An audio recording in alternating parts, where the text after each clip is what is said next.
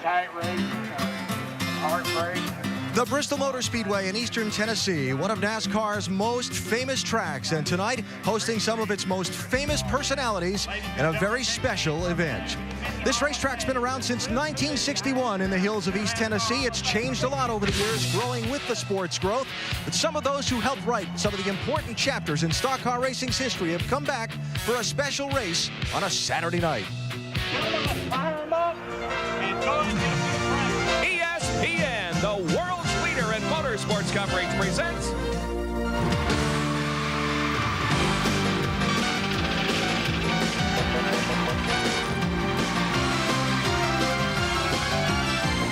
the first race of the new millennium is moments away.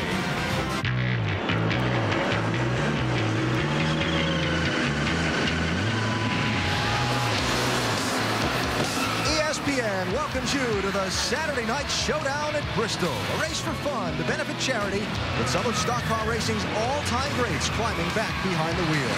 12 drivers accounting for 244 major stock car wins have come back to Bristol Motor Speedway, a place where they've created so much history, names any longtime fan of stock car racing knows by heart.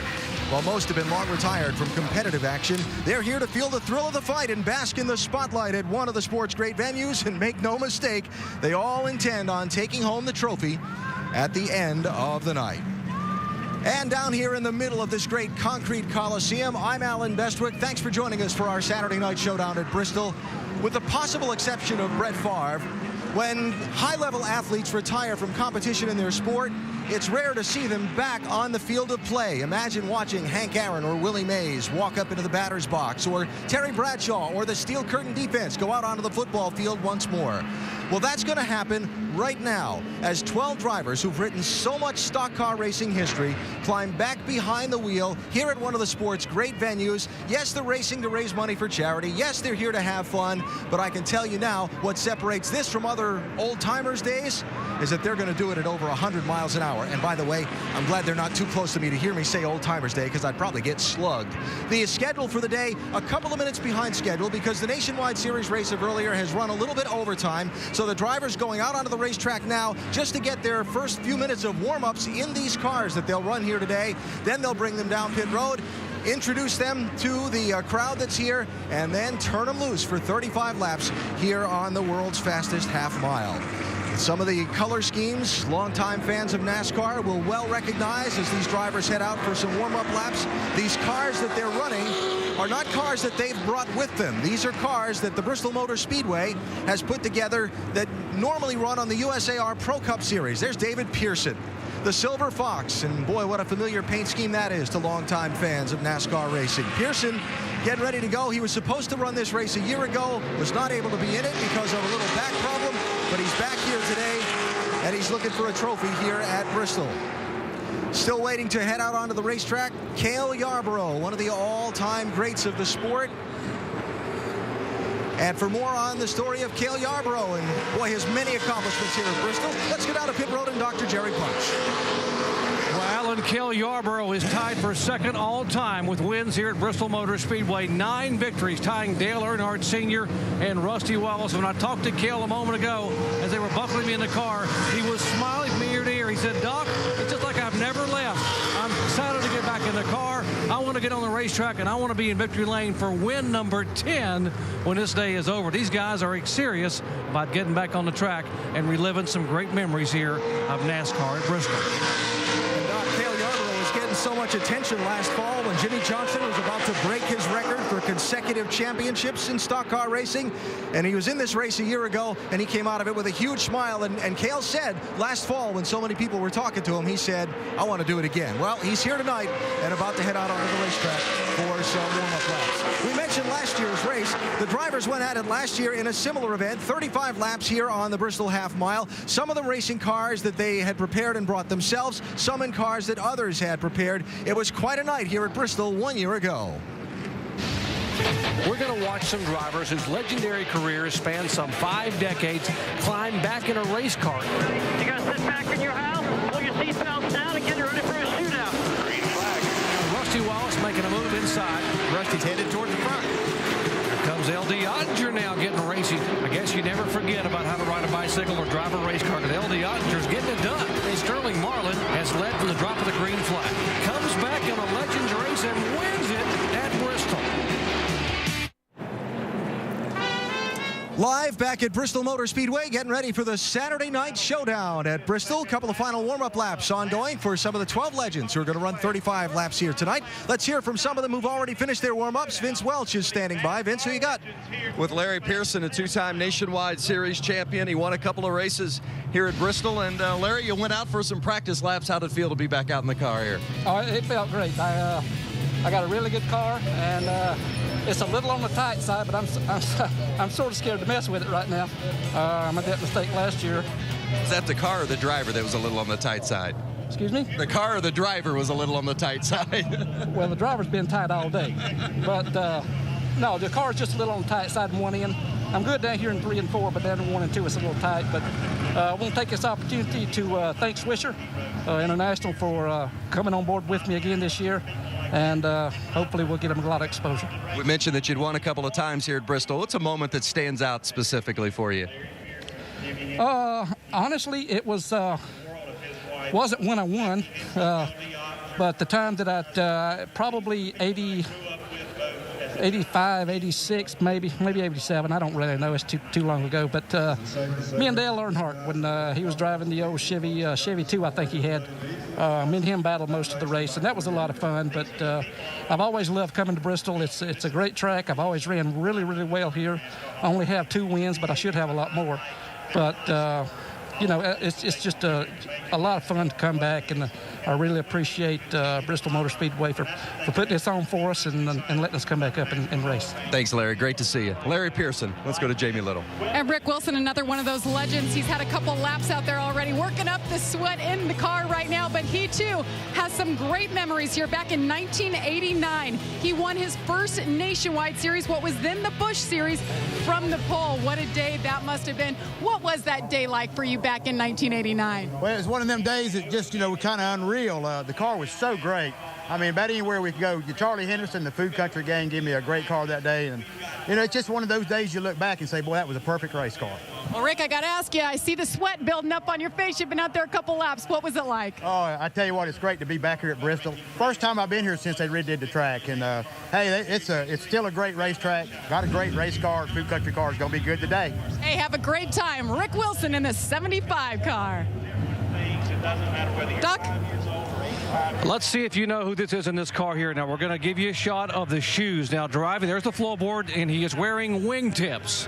Who was it always drove wearing wingtips and that coveted Goodyear hat? Well, none other than Dave Marcus. And the 69-year-old Wausau, Wisconsin driver is back in the car, and he has turned some pretty quick laps. Dave, how's it feel to be back in a race car? Feels really good. I mean, better than I thought. You got up to speed pretty quickly. You think you got a good shot at pulling this one off? Well, I mean, you never know, Jerry. Yeah, a lot of us haven't driven in a long time. I mean, I haven't driven since I retired. Of course, I've done IROC cars up till the fall of '06. But the car feels good, and I feel comfortable in it. And, you know, got it up to speed pretty quick. I'm happy with it. And you got him. You're one of the youngest guys in the field at 69. Is that right? Well, maybe that's an advantage, huh? Hey, have some fun, Dave. All right. Thank you, Jerry. And I want to say hi to everybody at Camp 28 in Rib Lake. All right, Dave Marcus coming down. He's retired up in Wisconsin running a hunting camp. Let's go to Alan Bestwick. All right, Doc, thanks. I'll tell you were talking about Dave getting out there up to speed in practice. Some of these guys went out in just a couple laps. They were running in the pack, and you could see those competitive juices flowing.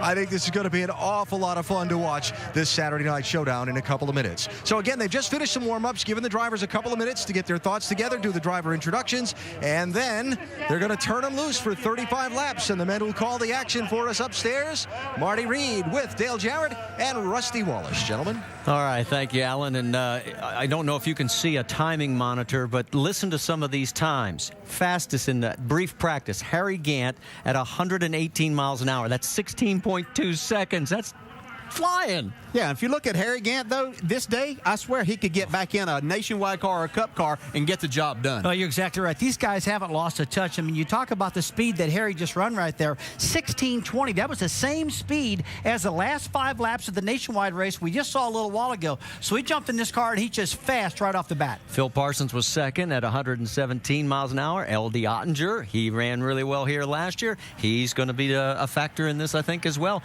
And there's Harry at age 70 behind the wheel of the familiar green and white 33. Yeah, and one of the great short track racers of all time, Jack Ingram there in that 11 car. You better watch out for him. He still knows how to get it done. Well, let's also talk about some of the legends of the sport. David Pearson got out there as well. He was 9th fastest on the charts. And we mentioned he was not able to run the race last year. And who can forget the fact that the Silver Fox and Richard Petty had all those wonderful battles. In fact, I've always said if a guy by the name of Richard Petty had never been born, we'd be calling David Pearson the king. Let's go to Vince.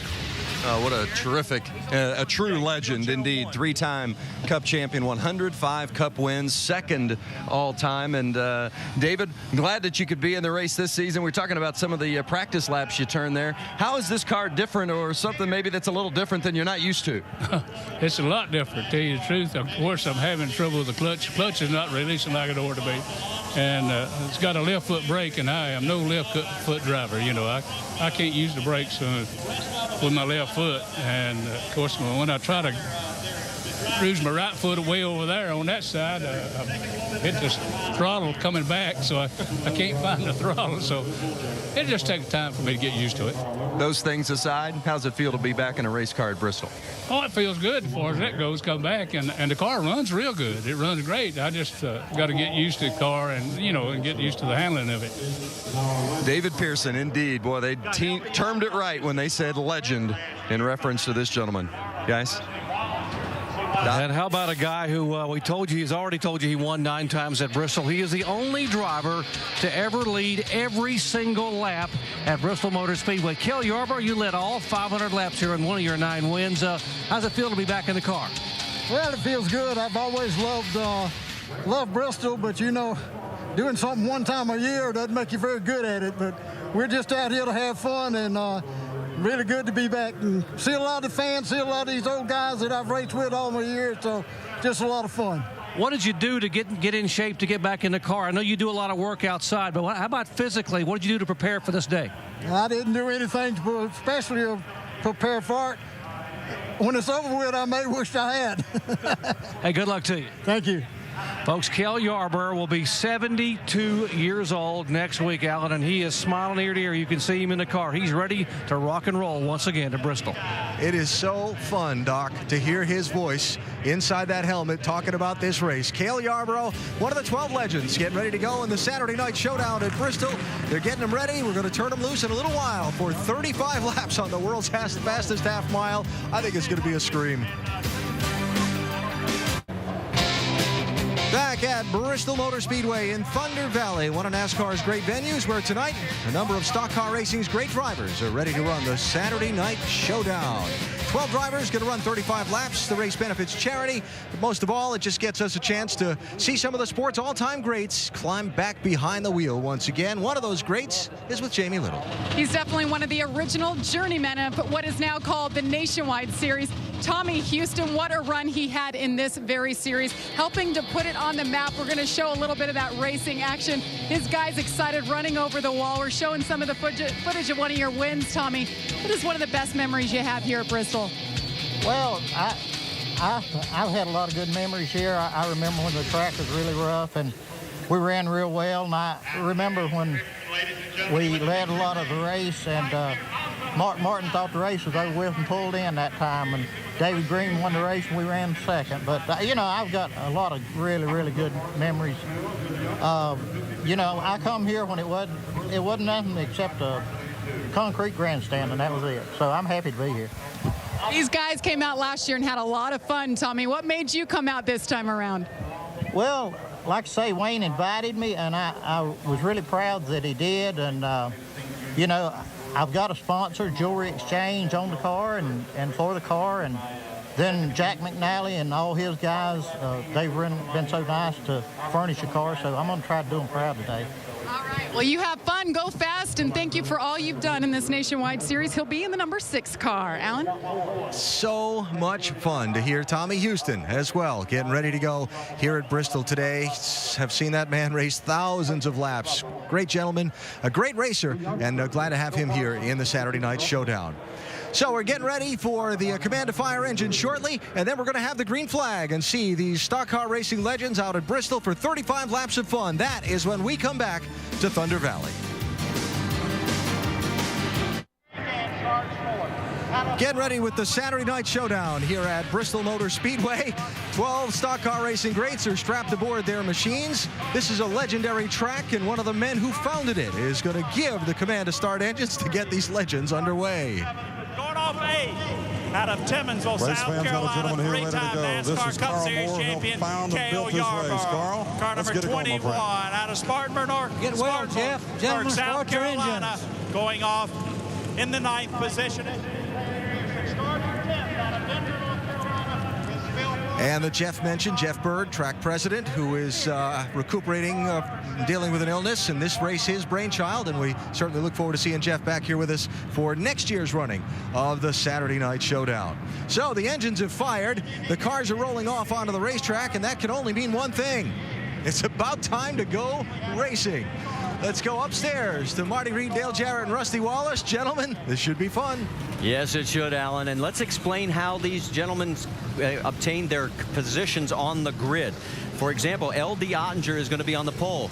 It is thanks to the courtesy of Justin Allgaier winning the race. That's right. There were certain drivers in the race earlier today. For example, Jimmy Hensley had Brad Keselowski. Keselowski finished second, so Hensley starts second. Kyle Busch finishes in the top field and third, and so Jack Ingram is third. So that gives you an idea. There's your starting lineup with Tommy Houston, Dave Marcus, Harry Gant, Charlie Glotzbach, Rick Wilson, Larry Pearson, Cale Yarborough, David Pearson, and Phil Parsons. Let's dial up our in-race reporter. It's handsome Harry Gant.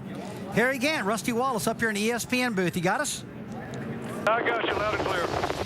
Harry, it's been a long time since you've been here. This racetrack's brand new since you drove it. What's it feel like out there? Feels pretty good so far. Only got to run 5 laps. All right, buddy, you have a great race out there. We'll be pulling for you. Appreciate it. We should point out we do have one to the rear. Jimmy Hensley, actually, they changed cars, and since he was not that familiar with it, he is scheduled to be in the number 7. He is now in the number 68, so he's going to pull to the rear of the field. Other than that, everybody is there's Jimmy. And so he'll pull to the back of the field as we get ready for 35 laps of racing, and green flag racing at that. Yellows will not count. Hey, well, but how cool do these cars look? They've got these things painted up like these guys drove in their heyday, and really good-looking race cars. About 200 pounds heavier than last year's cars that they drove, which were late model stocks. These are Pro Cup cars from the Hooters Pro Cup Series. And what the guys are trying to do now is form up into a 4-wide salute to the fans. And that's a pretty cool deal. That is a pretty cool deal. They got to be careful doing that. So good luck with that. That's pretty tight quarters out there to try something like that. Looks like they're going to pull it off, though. We won't be giving them any ideas here for 4-wide racing. They see that it is possible to get 4-wide on here. They don't need to do that at speed. I think they all understand that. The youngest in the field is Phil Parsons at the age of 52. And the oldest, Jack Ingram, at the age of, no, David Pearson, I should say, at the age of 75. Jack's 73. One thing I've noticed about these guys, talking to them earlier, is that they really, you know, they all say we're here to put a show on. But I will promise you, Dale, these guys all want to win. I know L.D. Ottinger was strong, you know, Jack Ingram, Harry Gant. And we saw that real fast lap earlier out of Harry Gant, 16:20. Very fast lap. Hey, they might be older now, but they haven't lost that competitive spirit. And when they get in these race cars, they want to go as fast as they can make the car go. All right, we've got an onboard camera with Harry as our in-race reporter, and there he is with no gloves. That's a NASCAR violation these days. Open face helmet, that's what they used to drive. The bubble goggles. Hey, we both drove those type of helmets before in the past, that's for sure. And you're bringing back a lot of memories here. He hasn't aged a bit. Look at him. I'm telling you, if you'd walk up to him on the street, you'd say, my gosh, this is back when Harry Gant was winning races in the late 80s and early 90s in the Cup Series. 70 years old. We mentioned the fact these cars are 200 pounds heavier, 150 more horsepower than last year's car, but they are running a different tire than they're running a BF Goodrich tire instead of what we would normally see in NASCAR with a Goodyear. Yeah, and I watched one of these races with the BF Goodrich's here a couple years ago, and the tires really stuck good, and they were fast. They run all day long, over 200 laps. So they're on a really good tire, and they got really aerodynamic cars. And like you said, I mean, things are really prepared well and fast cars. 2 more pace laps, and then we will go green for 35 green flag laps here on the world's fastest half mile as the man behind the wheel of the pace car, Junior Johnson. There he is. That's really cool. The car's pretty cool, too. That Ford Sunliner, that was a gorgeous. great car. Dale, I think one thing I'm a little concerned about is for David Pearson. I mean, a lot of guys are left foot breakers and right foot breakers. This particular car he's driving, he was just telling us, it looks like it's set up for left foot braking, and that's going to give him a problem. Yeah, if you haven't done that, and a lot of cars that are built this day and time, unless you build them another way, are built for drivers to use that left foot. But most of these guys came up through racing using just one foot on the brake and the gas. We mentioned Junior Johnson driving the pace car. He raced in this event last year. Up on the tower, who will be waving the green flag, will be a 4-time Bristol winner. There he is, Bobby Allison. And that guy right there is my mentor. He taught me a lot about racing. Used to race in Birmingham, Alabama, go to his race shops, and he was one of the first guys to invent the front steering system on these race cars. He's a real innovator. 84 career wins. A legend in the sport and a bunch of legends out on the racetrack. And there is the trophy that goes to the winner here at the end of 35 laps. Sit back and enjoy, folks. Relive some of your favorite memories as it is L.D. Ottinger bringing them down on the inside of the front row with the number 6 at Tommy Houston right alongside. And we're green at Bristol. Boy, and L.D. says, see ya, fellas. And I'll tell you, we talked last year, if you happened to watch the race, of how fast he was as he got more used to driving these cars around this racetrack. This race last year, I finished second, and LD was really running me down big time. In fact, a couple more laps, I was going to get past. But this guy is really good here at Bristol, the old racetrack, and a lot of these guys are adjusting to it. Hey, pass off at turn 2. Jack Ingram sticking his nose in there trying to pass Tommy Houston. And boy, that's been said a lot of times. And Harry Gant in the 33 right behind him there. And right now, it's a battle for second spot because LD has checked out. I thought Harry was going to try to make that top side. Here comes Rick Wilson up on the top trying to pass Harry Gant. Now, Harry Gant in his past career has always been known to run on the top side of the racetrack. Gets a lot of momentum up there. And Harry's going to stay in the top, it looks like, and try to make it work. Harry in the 33. The 11 is Jack Ingram. The 6 car, of course, is Tommy Houston. Then a little bit further back, you can see the 75. That's Rick Wilson as he's trying to work his way up. Also the 71 of Dave Marcus and the 66 of Phil Parsons. Now, I think LD slowed down a little to let these boys catch up. He wants to race. He's not here just to go out and run laps, 35 laps around here. He wants to race a little bit. I know these guys are running tight right now. They're just really feeling their cars out. I mean, it's going to take a little bit. It's going to take 10 or 15 laps because like Harry Gant said, he only had 5 laps of practice in this car. Yeah, well, LD better get on it now because Harry's liking that high groove. Yeah, remember. Here he comes with Rick Wilson. He's got the outside line, and he's going for the pass. And here he is on the high side. And Harry Gant, the oldest winner in Sprint Cup Series history, takes the lead. And all of a sudden, LD has drifted back to 3rd. The second is Rick Wilson. Now, Rick's won here before. He's been strong at this racetrack in the past. And he wants this win bad. And see if he's going to try the top of the track. Harry's guarding him up there. Harry was 52 years, 7 months, and 6 days old when he won in Michigan in August of '92, the oldest Sprint Cup race winner.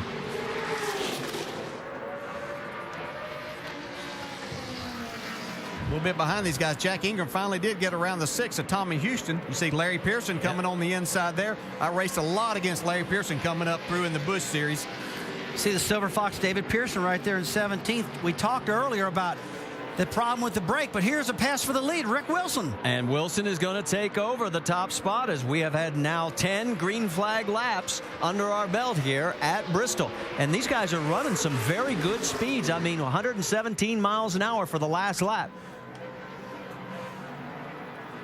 Watching lap times around, like you said, 16:30. Oh, tough break for Cale Yarborough as he has engine smoke, and they are bringing him into pit road.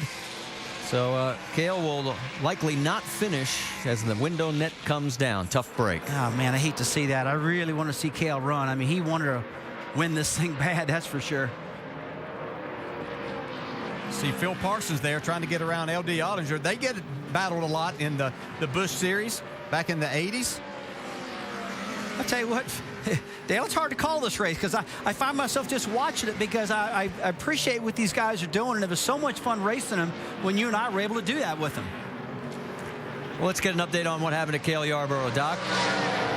Well, Cale Yarborough said as when they waved the green flag, the thing began to tighten up, and he got harder and harder, and it got tighter and tighter. And obviously, these cars are owned by regular Pro Cup drivers, so he didn't want to take a chance on having the engine come apart. So he just backed it down here and came down pit road. A tough break for a driver who was so excited to be back here and maybe get win number 10 at Bristol. L.D. Ottinger in third, and right behind him Phil Parsons in fourth. As you see on the right side of your screen, Cale getting ready to climb out of the car. Especially what I think you're talking about, just watching these guys. What's really cool, we kind of grew up, we're at an age that we grew up watching a lot of these guys race, and then we had the opportunity to race with a lot of the guys. I think we finally figured out we raced with and against each one except for Charlie Glotzback. And we've got a caution flag flying as we have debris on the racetrack. And I got to tell you, 2 laps ago, Rick Wilson ran 120 miles an hour in that 75 car. The 2-time winner in the Nationwide Series, including 1 win at Bristol, another at Dover, is out in front once again. Here's the pass that put him into the lead as he went underneath Harry Gant. Stay with us. We still got a lot more fun from here at Bristol Motor Speedway. The legends have returned to Bristol Motor Speedway. The Saturday night showdown at Bristol. And the leaderboard, Rick Wilson, our leader, Harry Gant, L.D. Ottinger, Phil Parsons, and Jack Ingram, the top 5. And Cale Yarborough having to climb out of the car. Cale, I haven't seen you smile that much in a long time. Well, I was having a good time. These boys had a new car here, and they had some engine problems back in the week when they were testing it, but we had more engine problems today. Never did run right, but I was having a good time. Cale Yarborough, a 9-time winner out of it as we go back to green. Guys? And it's Rick Wilson in the 75 on point with Phil Parsons right behind him. And Parsons going to get around the 33 of Harry Gant, take over second spot on the restart. And the boys just did their first double file restart, I think, in history, too. Sure did. Only took some of them age 75 to get to experience that moment. Yeah, it shows Rick Wilson was paying attention in our Nationwide race. He chose that outside to restart in. We saw him during the race standing up outside the racetrack. David Pearson and Rick Wilson and all the drivers really watching this race. The Nationwide race had just finished. They learned a lot from that. That's David Pearson in the 17, and he gets into the position now, moves ahead of Dave Marcus, and move him into the 8th spot. And something wrong now with Harry Gant's car. Yeah, it looks like Harry's having some problems. Look like you can hear it cutting out right there. Boy, a tough break for Harry. He was the quickest in the abbreviated practice session that the guys had. And you can see he has now been passed by the 6 car of Tommy Houston, so that would put him back in about 11th position. You saw him reach up and try to switch the ignition switches to get the thing fired back up, so he's definitely got an ignition problem with that 33 car. He can still mess with it and try to get it going before it gets lapped here by Rick Wilson, who's running him down hard right now. Wilson at age 57 in front of the youngest in the field, the 52-year-old Phil Parsons. A little bit further back, as you can see, that's Charlie Glotzbach in the number 3. And Charlie, the only guy in this field that neither one of you had ever raced against. Yeah. I never have. Have you? No, sure didn't. No, he was a little bit before our time, I guess, but great competitor. I remember watching him race. There's his second place runs at Daytona back in 69 and 72. We can tell you that Harry Gant has made it back to pit road. So it looks like his day is unfortunately over as we are working the 24th of 35 laps, and the Silver Fox continues to work his way towards the front. He is now running in 7th position ahead of Dave Marcus, and Charlie Glotzbach is slowing on the racetrack, so that will give him another position. Charlie was running 4th. I don't know what's going on, but it looks like some of these guys just keep having engine problems with these cars.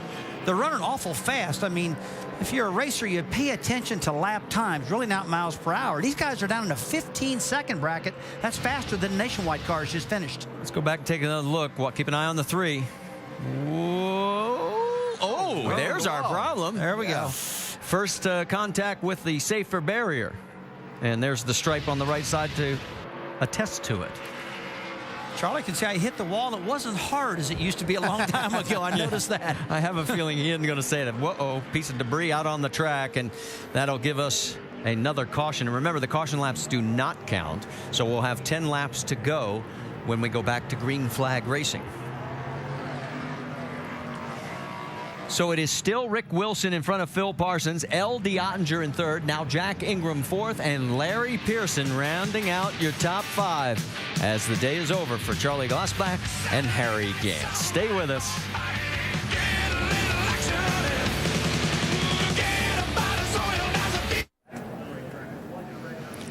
ESPN's your NBA destination. First at 8 Eastern, it is San Antonio and Atlanta. Then at 10:30 Eastern, Trailblazers take on the Suns. The NBA special edition on ESPN and ESPN360.com. And that's all tomorrow. Our aerial coverage brought to you by DirecTV. You can learn how to win $1 million by just going to directtv.com/NASCAR. And as we get ready to go back to green flag racing, we can tell you that Charlie Glasbach did get back out onto the racetrack. So he is a couple of laps down, but going to continue. It is Rick Wilson, Phil Parsons, L.D. Ottinger, Jack Ingram, Larry Pearson, and Dave Marcus. That's your top 6, followed by David Pearson, Tommy Houston, Jimmy Hensley, Charlie Glasbach. The cars that are still on the track. And we're back to green flag racing with 10 laps to go. Rick Wilson is flat, been getting through that gearbox. He did a big jump on Phil Parsons that time. Well, the guy I'm still amazed with, as we look back a little bit further in the field, and you can see Jack Ingram as he is duking it out with Larry Pearson. That's a little bit further back as a battle for 4th continues. The guy right in front of him, L.D. Ottinger, age 71, proved that last year was no fluke. He's running 3rd. Look at him there. These guys haven't lost much at all. They really haven't. I mean, I know I'm harping on these lap times, but that's how I'm judging how they're running, and they're really laying some big laps down. He almost hit it. What was he, 3rd last year? LD was.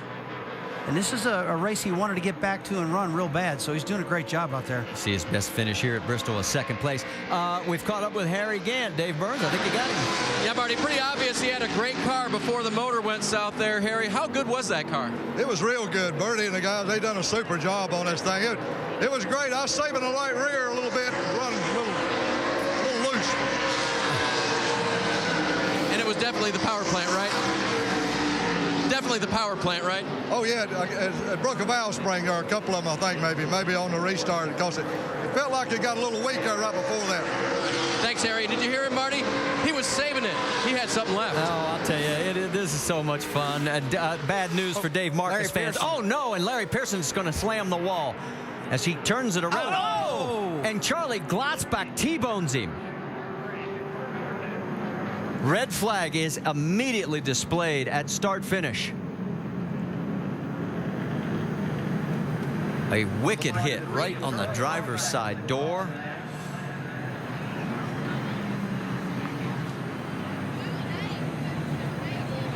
And we will wait and hope for the best here, because that is the worst possible spot to get hit in one of these cars.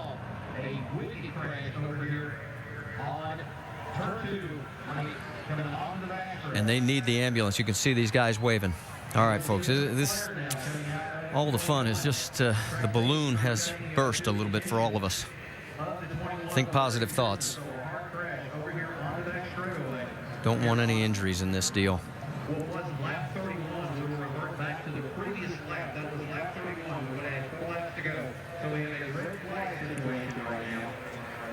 So Larry, the 56-year-old from Spartanburg, South Carolina, will get an update from medical officials as soon as possible.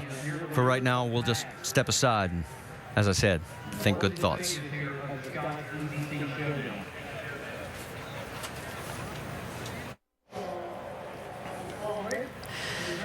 Back here at our Saturday night showdown at Bristol Motor Speedway, and what has been a wonderful evening right now all of a sudden has taken a very serious turn after a turn 2 crash involving Charlie Glotzbach and Larry Pearson. Medical workers are still working on the 21 car that Larry was driving, and we have no word yet from officials as far as his condition, so we will not speculate. What we will do is take one more break and come back here to Bristol.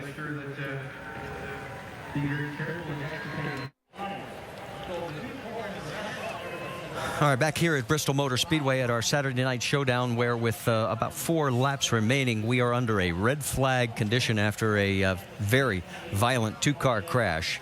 And there is Charlie Glotzbach as he has climbed out of his car. And Charlie, at the age of 71, from Edwardsville, Indiana, being assisted over to the medical care unit. And it's good to see that he is walking with some assistance, but getting some oxygen there. And there you see in the distance the crews working on the 21 of Larry Pearson.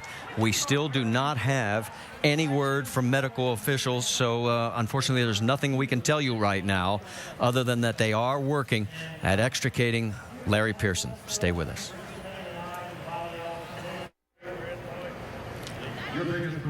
Back here at Bristol Motor Speedway, we continue under our red flag situation after a very violent 2-car crash involving Charlie Glotzbach and Larry Pearson. We can tell you in our Saturday night showdown that Charlie Glotzbach did walk with some assistance, but he is on his way to the Infield Care Center to be checked out. But to get more on Larry Pearson's situation, let's bring in the man who knows the most of all of us, and that's for sure is Dr. Jerry Punch. Doc. Well, guys, you hate to have to report when you're a medical doctor or when you're a trauma doc to see these things happen at the racetrack. And as you see what's happening, what they're trying to, the big orange board they're using, that is a backboard. And they've been very, very deliberate and very careful to pull some of these roll bars and pipes away to be able to get the board underneath Larry Pearson and be able to strap him with that board and pull him straight up out of the race car. You don't want to bend him. You don't want to move him. You see them putting him on that backboard. They have an oxygen bag and a mask on him, and so he would put him on the backboard and put him in an ambulance and take him out. His brother Ricky Pearson, his brothers Ricky Pearson and Eddie Pearson are there. They have sent someone over to talk to his dad David and let him know what's going on. But they have been able to get now Larry Pearson out of the car. We'll put him in an ambulance and take him to a nearby medical center, probably in Johnson City. So they are being very deliberate, which is what they should be. And again, the reason it's taking so long is because the car did the roll. In the old days, these roll cages were very, very close to the driver, and you want to make sure you pull the bars away from the driver and free up the legs in the lower part of the roll cage, because it was a very violent impact there in the driver's door. Doc, has anybody given you any indication of his medical condition at any point here? They have not so far, and I've seen them come over and talk to Eddie Pearson and Ricky Pearson, the 2 brothers who are standing there, and they have sent for a car so they can go to the medical center to meet the ambulance when it arrives there as soon as it leaves here in just a few minutes. So, all right, thanks for the update, Doc, and I know you'll pass along any further information that you get from down there on the scene. And as we said, folks, just keep thinking positive thoughts. We will pass along anything that we can get before we go off the air and before the end of this event.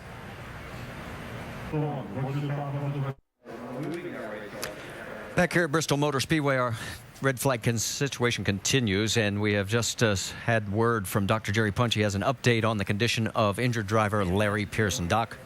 And Marty, I just spoke with Ricky Pearson, who is the brother for Larry Pearson. Ricky told me he talked to Larry. He said Larry was knocked unconscious. The accident, the impact rendered him unconscious in the car, which is what took him so long to get him out. They had to cut the bars around him off and load him on a backboard. But Ricky said that Larry did speak with him. He was moving both arms. He was able to communicate with both his brothers and talk to them. And in Ricky's term, he was awake and alert. They're going to take him to the hospital for some x-rays. And so they are all breathing a major sigh of relief over here, at least in the Pearson family. Well, so are we all, Doc. Thanks for that news. It's probably the best news that we could have gotten, considering the situation, the way that car was hit right on that driver's side door, and you can see how far it caved in. So, wow, just that makes the day a lot better. That was a very, very hard hit. There is no doubt about that. I mean, that car really caved in good. It was great to see Larry hear from his brother that he's talking, because I got to tell you, if I was in that crowd, I'd for sure been knocked out. No doubt about that one. That was a hardest. I think that's probably the hardest hit I've seen in years. Yeah, and we talk about these kind of things can happen here. And Ricky and Larry Pearson are two guys that I grew up with around the racetrack as kids. We were playing as our dads were racing. So we just wish all the Pearson family and certainly Larry the best here. We're going to step aside one more time. They are going to restart the race here at Bristol, so stay with us. We're probably going to go over our allotted time, but we'll get the last 5 in.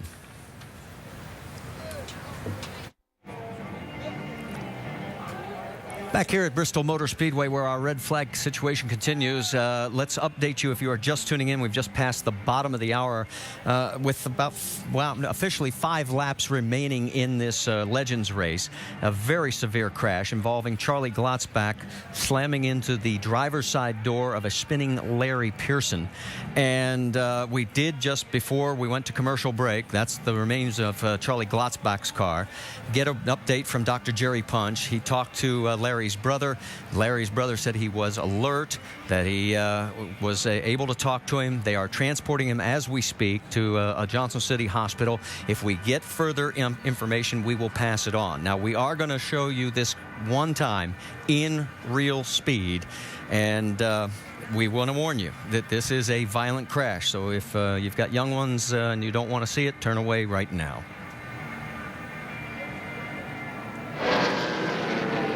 Larry gets in the corner, just gets a little loose right there, spins, kind of a normal deal. Looks like the left rear tire is down on the car. And then there's where Charlie comes in, right on the driver's side door. And as Dr. Jerry Punch confirmed, that he had been knocked unconscious, but did regain consciousness, was talking to his brother when they transported him from here at Bristol Motor Speedway to a local hospital. And there are the remains of what's left of Larry's car as they try and load it on the flatbed. Now let's get an update on Charlie Glotzbach's situation. We saw him walk away from the car. Jamie Little, I think you've got more? Yes, medical just told me that he was knocked unconscious. Now, they have loaded him back up in the ambulance. They are transporting him to the local hospital in Bristol as a precaution. Now, he did have some cuts on him, but he says he is okay. And as you said, he walked in there. But as for further evaluation, they're going to take him to the hospital. Well, and that's a good move. And obviously, that's good news. Thank you, Jamie. And, we just hate to see this. We were having so much fun watching these legends out there, having a great time just doing laps. And sometimes we all forget that, they're still doing 120 miles an hour. Yeah, we just talked about the speeds, and Rusty, you'd mentioned how fast they were running around here, and the one thing, maybe a couple of things. These race cars are very safe. They've built very well. Maybe they're not up to the same standards as what the Cup cars are as far as what the thickness of the roll bars and things have to be. Don't really know that for sure, but you can see how that speed automatically caved that in. So, but they did a great job with the building of the cars. And one other thing we don't know, Rusty, is I don't think that there were any spotters out there. So, Charlie, people, you have a tendency you can't see through that A pillar post when you're in that corner sometimes. Yeah, I hear what you're saying there, Marty, though. I can't blame it on not having a spotter, though. This particular incident looks like Larry blew a left rear tire. The car went up the racetrack, hit the wall. And a lot of drivers, including myself, when I see a driver up against a wall, a lot of times I gas it up to go down low to try to outrun the car that's coming across the track. Now, it looks like Charlie just kept his same speed and just had nowhere to go at that moment. But, I'm in the same ballpark as Dale is. These cars are very, very safe. This is the worst thing you want to see a driver have happen to you, get hit in the door. But NASCAR, they've done a really good job with the extra foam in between the door and the roll cage, things like that, to make that better. All right, so they are finishing the cleanup process here. If we do get more word from the hospital, we will certainly pass it on. We'll take another break and come back to wrap up Saturday Night Showdown.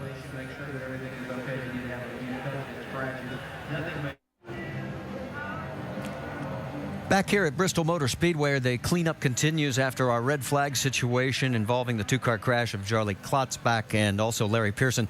That is David Pearson. That is a live shot of him. He is putting his helmet away. Obviously, he has withdrawn from the race. 5 laps remaining, and he is going to head to the hospital. Let's get more from Vince Welch. Well, guys, even before the accident, they were considering bringing David Pearson in because he had grazed the wall a little bit earlier and had knocked the toe out of the car, and it was becoming very difficult to handle. And then once the accident took place, they radioed to David, and David at that point was going to stay in the car until the race finished. But because of the way the car is handling and the situation involving his son Larry, he's decided to go ahead and get out of the car, get changed, and get to the hospital. And probably in the best sense of things, the right decision to make. And that was his youngest son, Eddie, going in with him there into the area right down there behind pit road. And, you know, certainly understandable. I mean, if it was Steven, you'd probably be heading for the hospital, too. No, absolutely. There's just no doubt about that. I mean, just like he said, though, I mean, he's a racer, but the car is tore up a little bit. And there's no reason to keep going out there. So let's go to the hospital, check on his son. Looks like their brothers are all heading that way, like Dale said. And this is something that obviously I would do too. Let's check in now with Dr. Jerry Punch. Well, we are waiting to get this race restarted. We'll visit with one of the all-time legends, Cale Yarborough, sitting here on the wall. Cale, signing autographs and talking to a lot of the fans. Now, I got to ask you about a rumor. I heard a rumor that you called Rick Hendrick and said if you'll run a fifth car, you'll drive for him full-time. I told Rick that at the banquet that if he needed a 70-year-old champion, that I was ready. Yeah. Now you came to the NASCAR Awards banquet last year, right, and we're on the stage when Jimmy tied you, winning 3 in a row, right, and you got a standing ovation. Right. Yeah, and I appreciated that. You know, this sport has been good to me, and I've been so blessed to be part of it. And you know, I would love to be making the kind of money these boys are making today, but I wouldn't take anything, Doc, for having been in this sport in the early days. That was when it was a lot of fun. It was so much fun. You know, a lot of people still say today that you are the reason this sport took off in popularity. What happened on that final lap when you got out of the car and single-handedly took on the Alabama gang at Daytona when everybody was watching on national television, and suddenly the ratings took off and people began to come to the racetrack, and that sort of put this sport on the map? It did, and you know, I would have rather won that race that day, but it's all right with me if the Allison boys and I had a big part in making this sport what it is today. Do you have a favorite memory? I mean, you had so many of those 3 championships, driving for Junior, 4 Daytona 500s. What stands out in your mind to this day that's probably one of your most favorite points in your career? There are a lot of things that stand out. I think winning the 1968 Southern 500 in Darlington, that's where my racing career started. That's my home track. And that was the last race that he ever ran on the old Darlington racetrack. So I won that 1968 race there, and I wouldn't take winning that one for anything in the world. And, you know, I got a pretty good memory here, too. Here at Bristol, they had a 500-lap race here, and I led every one of them, so you can't forget that. And I remember them all. Thank you so much for so many great memories and coming back and be a part of this great day with us, Cale. Thank you, Doc. Cale Yarborough. Marty? All right, thanks, Doc. And good news for race fans that, you know, we got the good news as far as Larry's condition. Much better than it could have been, and we have refired the engines when we are getting ready back to go under yellow. We have 5 laps remaining here with Rick Wilson out in front of Phil Parsons, L.D. Ottinger, Jack Ingram, and Tommy Houston will be in the top 5. It looks like Phil's going to need a little bump start. Yeah, it looks like the battery might have died on him right there, and then pop this baby off, get it running. There it goes. He'll pull up behind Rick Wilson again, back in the front there. We did get word that the teams did have spotters, so we want to update that part of the equation. And I think, you know, what you guys had talked about before that break holds up, you know. Yeah, and I think, you know, other things that would factor in here, you know, obviously we talked about the speed and your reflexes and your sight. Neither one are quite as good. So, you know, things happening quickly. Even with 20-year-olds here racing, you get involved in things. So, you know, it's even more difficult for guys as they get up into the 70s. So, again, we just wish everybody the very best, make the most of the situation. Rusty, this was always difficult for me. Red flag situation, a big crash. I can remember sitting here, I was in the Busch race whenever Michael Waltrip had his horrific accident over off of turn 2, but trying to get going again. Yeah, your mind's always thinking about it, and your crew's talking to you. But right now, at this particular point, when this happened to me in the past, my crew would come across me and say, okay, shake it off. Come on, let's get back in the game now. We got 6 or 8 laps to go. It's going to be a shootout. we can win this thing. They would try to flip your mind and change you and get you back on paying attention to the car. I'm sure that's what they're doing to Rick Wilson, Phil Parsons, and L.D. Ottinger. These 3 guys look real strong right now. And this can be a 5-lap shootout. So as we get ready to go back to green flag racing, let's check in quickly with Jamie Little, who's got a very happy Justin Allgaier.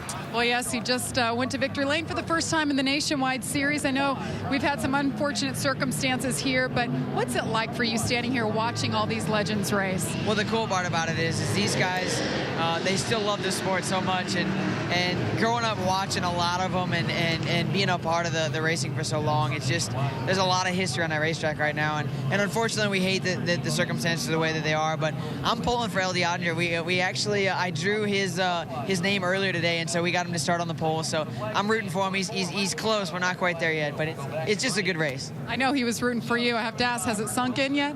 Not really. I just told him, they said, what are you going to do after you won? I said, I don't know. What do you do after you win a race in the Nationwide Series? I just enjoy this race and go hang out with my wife and my family and just really try to soak it all in and really enjoy it. True class act, Justin Allgaier, your Nationwide winner from today at Bristol. Jamie, tell him it's okay if he sleeps with the trophy tonight. I know a lot of guys have done that after their first win. Let's reset the start for you as we get ready to go back to green flag racing. It'll be Rick Wilson in the 75, right alongside with Phil Parsons. In row 2, L.D. Ottinger, and then the 11 of Jack Ingram. And then in row 3, it's Tommy Houston and Jimmy Hensley in that black quality machine. Now, Phil needs to get a lot better restart this time. He got smoked last time and needs to be on his game right now. Oh, there goes Wilson. Boy, and wheel spin for Parsons. As soon as the green flag flies, Wilson was on it. Phil trying to come back underneath, and he's got a run on him. Yeah, I think Rick Wilson might have missed going into high gear, though. He got a great start, but he might have not got it all the way in there. Gave Phil a chance on the inside here. There'll be 4 laps to go this time by. Phil Parsons, your new race leader. Rick Wilson right behind him. L.D. Ottinger in 3rd. And Wilson is driving that car hard. That back end's kicking out, sliding back and forth. I've seen that car loose about 4 or 5 times, Dale. This time by, there'll be 3 laps remaining, and here comes Wilson on the inside. Can he get him going down into 1? Does he have enough grip on the tires? They're going to run up the hill, and he does. He takes the lead. How about that move? He didn't let that wiggling bother him at all, did he, Rusty? Oh, I thought that baby'd spin right out. He was so close to him, and he just kind of brushed against him and kept getting it. And all of a sudden, he pulls away with 2 laps remaining here at Bristol. L.D. Ottinger trying to reel in the 66 for 2nd spot. And there you get the idea from 1st, 2nd on back to 3rd. The other 3 cars are dropping a little bit further back. This time by, there will be 1 lap remaining. And he is on it right now. In fact, here he is, and we've got... that was it. Well, that was it. They gave the checker flag before that. Yeah. They snuck a lap out of us. They told us they were going to restart with 5, and they only did 4. If we got so excited, we missed the checkered flag, Marty. They tricked us. They tricked us. That last lap of 15-86, that would have qualified you about 15th in a nationwide race. That's what Rick Wilson just ran. He was on it that last lap. Well, congratulations to Rick Wilson. Even though we were 1 lap behind, he was right on time. So 2nd place will go to Phil Parsons, and L.D. Ottinger rounds out the top 3 with Jack Ingram, Tommy Houston, and Jimmy Hensley. The 6 cars that were still running here at the end of our 35-lap showdown event for our legends. Dale, what do you think when you run a speed that fast like Rick did? I mean, he's got to get out of the car saying, you know what, I can still do this. That's right. He'll be trying to get somebody to give him a ride back here in August, won't he? In the nationwide race for that Saturday, for that Friday night. Those are fast laps. And the crowd that has stuck around, and you got to remember, folks, this place holds 160,000. There's probably still about, I would say, 10,000, 20,000 maybe that have stuck around. I'd say at least, I'm looking down here right now, Marty, I'm guessing about 20 to 25,000, probably no more than that. But there's people spread all around this racetrack. They stayed to watch this race. And it was an exciting one. Unfortunate, we had a big crash, but an exciting race nonetheless. And all we got to do now is get Rick out of the car so we can talk to him. Rick's going to enjoy every moment of this. He probably hadn't been in victory lane in a while. As Rick climbs out, he had Nationwide Series wins here at Bristol back in '89. He won from the pole, and Dover that same year. Jamie Little, let's talk to him. Oh, we talked to Rick Wilson after he got his first few laps of practice, and you said it was just like the old days. Sum up this emotion and winning here today. This is unbelievable. I mean, this was just like, years ago. The Food Country gang put me a car together just like it was back then, and it was just unbelievable how good this car was. And, Phil tried me. He tried me there at the last, and, hey, I didn't mind it. Let him go because I knew I could drive right back by him. But, hey, I just want to thank Scott's. I want to thank Bristol Motor Speedway for inviting me here, and, of course, Charlie Henderson, this Food Country gang. Great. They're great. I have to say, you had some of the best starts of the day. What was it like doing those double file restarts? Oh, I loved it. I mean, especially when you beat them, it's a great deal. I mean, everything went good. I love coming back. I just hope to have it again. You're a true legend. Congratulations. Rick Wilson is your winner. Alan. All right, Jamie, thanks. So Rick Wilson celebrating his victory here at Bristol Motor Speedway, and a look at the final results of the Saturday night showdown at Bristol. Wilson and Parsons pretty much ran 1 and 2 for the latter 3/4 of the race, and you see the rest of the finishing order with the 12 drivers who started in today's event. A couple of updates on some upcoming motorsports programming here on the ESPN networks. It is going to be NASCAR Now pre-race edition before the Sprint Cup race here at Bristol tomorrow morning at 9 a.m. Eastern Time. Rusty going to be among those from here at the racetrack. NHRA 4 and Wide from Charlotte next Saturday and Sunday, qualifying and finals on ESPN2. And Eyes on IndyCar Series coverage is on ABC. That's next Sunday from St. Petersburg, Florida. And the NASCAR Nationwide Series off next weekend. Our coverage resumes here on ESPN at Nashville, Tennessee. 2 weeks from today. Next is the World's Strongest Man here on ESPN2. Updates on Larry Pearson and Charlie Glotchback. Stay tuned for those on our motorsports programming. And our thoughts are certainly with them. Rick Wilson, winner of the Saturday Night Shootout at Bristol 2010.